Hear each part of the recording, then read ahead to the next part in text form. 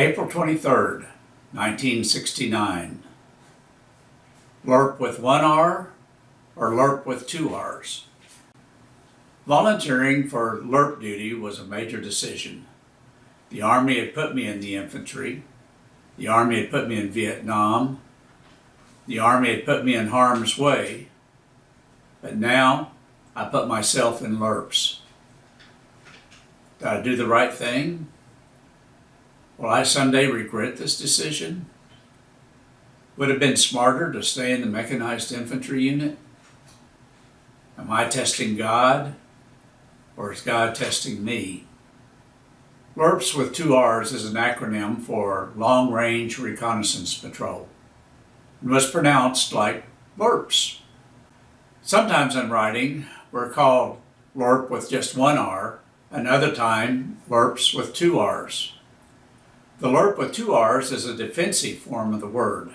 The second R stood for reconnaissance and meant we were to gather intelligence about an enemy force. LRP with only one R is the offensive form of the word and drops the word reconnaissance. This means our purpose was to seek out and deter the enemy any way possible. The job as a LRP was to first receive mission. As team member, I would report to the BTOC, which is Battalion Tactical Operations Command. The major would assign me a 2-kilometer square area, just over a square mile, to work. I was told why they were interested in learning about the area and what they expected might be in the area. Second, I would research the mission. I was given access to all the intelligence on the area. I learned about any known bunker complexes, trails, and contacts that had been made in the area. I would get to fly over the area and pick out possible insertion and extraction points, while getting a general understanding of the lay of the land. Then I would prepare for the mission. Preparing for the mission included briefing the 3 other men that would go with me of what I had learned about the mission. We packed our gear. I would return to BTOC for a final briefing on anything new. I would preset 8 artillery locations that I could fire with a simple code word. I was given a code book to use to send coordinates and messages that were not radio safe. Then there was the insertion. The insertion required several helicopters. Normally 2 or 3 gunships would fly across the intended landing zone and try to draw fire from anyone that might be close to the LZ. With the helicopters buzzing the treetops and distracting the enemy, the insertion helicopter would fly into the LZ and drop the team as quickly as possible, and then join the other helicopters as they distract the enemy until we can blend into the jungle. Our missions normally lasted 3 or 4 nights. We moved during the day and would sleep in a different place each night. We normally ate twice a day. At night we sleep in shifts. Normally sleep 3 hours and then set up 1 hour.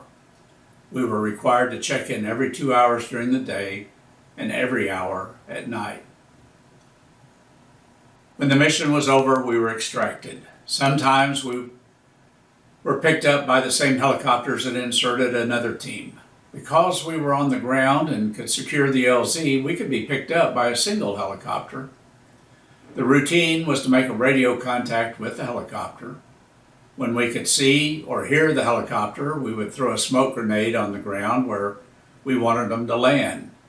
When the pilot saw the smoke, he would tell us the color of the smoke. Once we confirmed he was seeing the right color of smoke, he would get as close to the ground as possible, and we'd climb aboard and enjoy the ride back home. Then we had a day of rest. After a good night's sleep, we'd just start the cycle all over again. One of the rewards for being a LRP was after 6 months, I would get a sham job.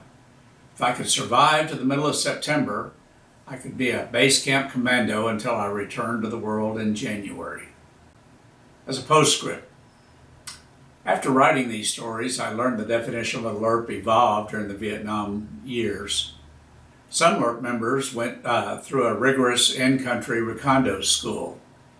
I ended up not going to the Recondo school because I'd been through NCO school. Some teams had as many as 17 members and were often accompanied by local guides.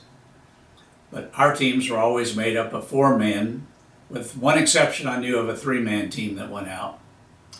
When our Brigade LRRPs were dissolved in October of 1969, our teams were transferred to K Company of the 75th Infantry, the Rangers.